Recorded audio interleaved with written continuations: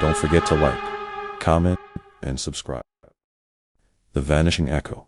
The town of Pine Haven was nestled deep in the Blue Ridge Mountains, surrounded by dense forests and towering peaks. It was a quiet place, known for its scenic hiking trails and an eerie number of unsolved disappearances. Locals whispered about the Vanishing Echo, a phenomenon tied to those who went missing, though most dismissed it as folklore meant to spook tourists. Charlie Harper wasn't a believer in urban legends. He was a search and rescue volunteer who had seen more than his fair share of accidents and misadventures in the wild. When 12-year-old Megan Walsh disappeared during a family camping trip, he and a team of rescuers were called in to scour the forest. The family had camped at Meadow Ridge, an area notorious for the Vanishing Echo. According to Megan's parents, the girl had wandered just a few yards into the trees to collect firewood and never came back. They swore they'd heard her laughing one moment, and then silence. Charlie joined the team at dawn. The air was brisk, and a thin mist clung to the ground. Megan's father, a wiry man with hollow eyes, pointed to the edge of the campsite. "She was right there," he said, his voice breaking. "It was like the forest swallowed her." Charlie nodded and set out with his team. The terrain was rugged, and the trees were packed tightly together, their branches creating a lattice of shadows. They started with a grid search. Hours passed with no sign of the girl. No footprints, no scraps of clothing, nothing. The woods were eerily silent, save for the occasional crackle of static from their radios. Around noon, Charlie felt it. A strange sensation, as if the air itself had changed. It was heavier, almost electric, and the forest seemed wrong. He stopped and glanced around, his instincts screaming that something wasn't right. "Charlie, you good?" came the voice of his partner Mike through the radio. "Yeah," Charlie replied, though his voice wavered. Then he heard it, a giggle. It was faint, carried on the wind, but unmistakable. A child's laugh, high and sweet, coming from deeper in the woods. "This is Harper." "I think I heard her," he said into the radio. Mike's voice crackled back. "I didn't hear anything. Man, you sure?" But Charlie was already moving, pushing through the underbrush toward the sound. The laugh came again, clearer this time, accompanied by a rustling noise. "Megan," he called out. No response, but the giggle sounded closer. Charlie's heart raced as he followed the sound. The terrain grew steeper, the trees thicker, and soon he realized he was off the grid. His GPS flickered and went dark, the signal lost. The giggle came again, now behind him. Charlie spun around, his pulse hammering in his ears. There was nothing but trees. He scanned the area, his breath fogging in the cool air. "Mike, I'm off trail," he said into the radio, but there was no reply, just static. He was alone. The giggle came again, but this time it wasn't a child's laugh. It was distorted, warped, as though multiple voices were overlapping. Charlie froze, his hand instinctively going to the knife at his belt. "Who's there?" he demanded, his voice echoing in the stillness. The forest was silent. Then, faintly, he heard his own voice. "Who's there?" It echoed, the same inflection, the same tone, as though the woods were mimicking him. Charlie backed away, his instincts screaming to leave, but he couldn't shake the feeling that he was being watched. Suddenly, the laughter erupted all around him, overlapping voices, that Rosetto, a deafening cacophony. He clamped his hands over his ears, his knees buckling as the sound seemed to vibrate through his skull. Then, just as suddenly, it stopped. Charlie opened his eyes. The forest was darker now, the mist thicker. His surroundings were unfamiliar, as though the trees had shifted while he wasn't looking. "Mike, anyone," he called into the radio, his voice trembling. Static. He turned in a slow circle, his mind racing. Then he saw it, a figure, small and pale, standing just beyond the tree line. "Megan?" The figure didn't move. Charlie took a cautious step forward. "Megan, it's okay. I'm here to help." As he approached, the figure turned and darted into the woods. "Wait," he shouted, chasing after her. The trees seemed to close in around him, their branches clawing at his arms and legs. The ground grew soft and spongy, and he realized he was running through Moscover earth that seemed to suck at his boots. He broke into a clearing and stopped short. The figure stood in the center, facing away from him. "Megan," he said softly, stepping closer. The figure turned. It wasn't Megan. The thing before him had no eyes, just hollow sockets that seemed to pull the light from the air. Its mouth stretched into an impossibly wide grin, revealing rows of jagged teeth.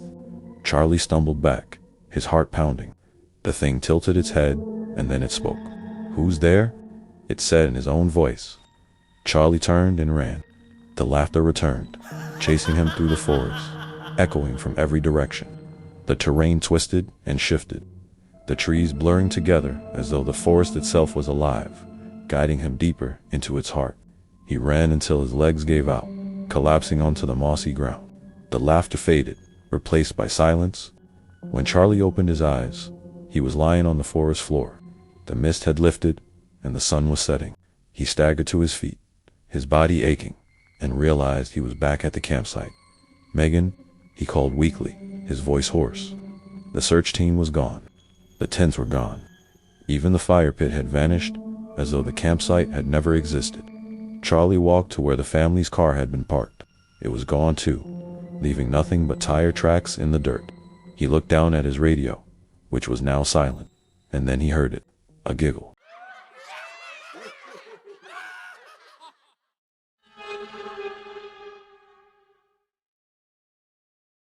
The Midnight Manhunt. The town of Clearbrook was shaken when 8-year-old Lily Anders disappeared. She had been playing outside her house on a bright Saturday afternoon when a shadowy figure in a dark van whisked her away. Her bicycle lay abandoned on the sidewalk, its wheels still spinning. Panic set in immediately. Lily's parents called the police, and within hours a statewide Amber Alert was issued. Detective Sarah Cole, known for her sharp instincts, took the lead. Witnesses described a rusty blue van speeding away from the neighborhood. Detective Cole's team combed through traffic cameras and found grainy footage of the van heading into the dense pinewood forest. The forest was vast and treacherous, with winding dirt roads that often led to dead ends. A massive manhunt began, involving local police, state troopers, and even helicopters with infrared cameras. As night fell, searchlights scanned the forest, and officers spread out, their radios crackling with updates. In a secluded cabin deep in the woods, Lily sat terrified but unharmed. The kidnapper, a disheveled man with wild eyes, paced back and forth, muttering to himself. He hadn't expected the police response to be so swift. Suddenly, a helicopter spotlight illuminated the cabin, and the kidnapper panicked. Grabbing Lily, he bolted into the woods. On the ground, Detective Cole and her team closed in, tracking the suspect's movements with the help of a K-9 unit. The chase was chaotic. The kidnapper zigzagged through the trees, but the barking dogs and flashing lights disoriented him. In his desperation, he tripped over a fallen log, releasing Lily. Lily screamed as Detective Cole burst through the underbrush, her flashlight beam cutting through the darkness. "Lily, it's okay. I've got you." Cole scooped the trembling girl into her arms while officers subdued the kidnapper. As Lily was reunited with her tearful parents, the town of Clearbrook breathed a collective sigh of relief. Detective Cole watched from the sidelines, her heart swelling with gratitude that, this time, they had won the race against the clock. The manhunt ended with cheers and applause. But for Cole, it was Lily's shy smile and whispered thank you that made it all worthwhile. The woods of Hollow Hill. The sun had set hours ago, but it was hard to tell. The dense canopy above blocked out most of the sky. Lucy, alone now, stared into the pitch blackness, her breath shallow, legs aching from hours of searching. She had been hiking for days, but the map she had been following, the one that was supposed to lead her to the old cabin her grandfather had spoken of, was now a useless scrap of paper, torn and muddied. The forest seemed different tonight, unnaturally still, like the air itself was holding its breath. She'd heard rumors about these woods. The locals talked about them in whispers, warning of the Hollow, an area deep in the forest where no one dared to go. But Lucy had always been skeptical. Ghost stories were for children, or so she thought. Now her skepticism was unraveling. A low groan of wind through the branches made her pause. She pulled her jacket tighter around her shoulders and pressed on, convinced that the cabin was just ahead. But as she stepped deeper into the woods, the trees began to seem wrong. Their shapes were too twisted. their bark too smooth, and in the eerie half-light, the shadows stretched unnaturally long. She stopped and squinted. Something moving on the edge of her vision. A figure, pale and thin, darted between the trees. Her heart skipped. Was it a person, or was it something else? "Hello," Lucy called out, her voice trembling. She hated how her own fear sounded. "Is someone there?" The only answer was the rustle of leaves, then silence. She thought of turning back, but the path behind her felt wrong now too, as if the forest itself had changed, closing in around her. Then she heard it, a soft, mournful whisper. "Lucy." She froze. The voice was faint, almost like a breeze, but it clearly spoke her name. Lucy's throat went dry. Her legs felt like stone as she tried to move, but her body wouldn't obey. The whisper came again, louder this time, closer. "Lucy!" She spun around, but there was no one there. The woods were empty, silent again, except for the rustle of the trees. She turned her head, and for a split second, she thought she saw a figure standing just beyond the shadows. A woman, her face pale and hollow, her hair a tangled mess of black strands. "Who are you?" Lucy's voice cracked as she took a shaky step backward. The figure didn't answer, but its head tilted slowly, unnervingly, as if it were studying her. Then it moved, sliding through the trees without disturbing a single leaf, gliding toward Lucy. Panic surged in her chest. She turned and ran, the sound of her heartbeat pounding in her ears. Her foot caught on a root, and she stumbled, crashing to the ground. For a moment all was still, the silence absolute. When she managed to get to her feet again, she saw it. The figure was closer now, only a few yards away. The woman's face was pale, her skin stretched tight, her eyes wide and hollow, and Lucy could see no trace of life in them, only darkness. The woman's mouth moved, but there was no sound, no words, only the echo of Lucy's name in the stillness. "Lucy!" The voice whispered again, now coming from everywhere. The trees, the wind, the earth itself seemed to speak her name. She screamed and ran, her legs burning as she pushed through the thick underbrush, branches slapping at her face. Her mind raced, trying to remember the way out. She had to get out. She had to. But every step felt like the forest was closing in on her, bending the path around her. The trees seemed to crowd her, their twisted limbs reaching for her, and the air grew thick, oppressive. Then she saw it. Through the trees ahead, a dim light flickered. A cabin. Her heart soared. She had found it. The cabin. She ran toward it, but as she neared, her foot caught again on something, sending her sprawling to the ground. When she looked up, the cabin had disappeared. The light was gone.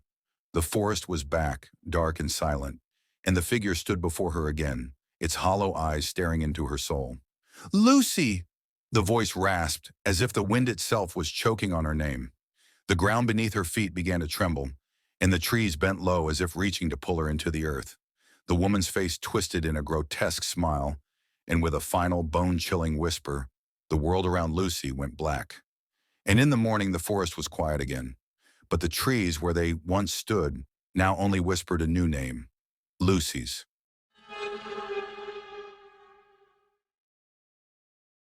The Hollow of Whispering Pines. In the late 1970s, a group of college friends from Chicago decided to escape the noise of the city for a weekend camping trip in northern Wisconsin. The place they chose was Whispering Pines, a secluded forest with an eerie reputation. Locals often spoke of strange lights, phantom whispers, and an old tragedy tied to the land. But the group brushed off these tales as silly folklore. The group, Tom, Ellen, Pete, and Diane, arrived just before dusk, pitching their tents near a quiet, stagnant pond at the heart of the woods. As they set up camp, the sun sank low, bathing the forest in hues of deep orange and shadow. The air was oddly still. Over the campfire, Pete told the story of the widow of Whispering Pines, a woman named Clara, who had lived there decades earlier. Legend had it that Clara was a farmer's wife, whose husband and children died in a tragic barn fire. Consumed by grief, she wandered the woods for months, calling for her family. One day, she simply vanished. Her body was never found, but locals claimed to see her shadowy figure wandering the forest, humming lullabies. Some said she lured people into the woods, never to return. Diane, skeptical but unnerved, laughed nervously.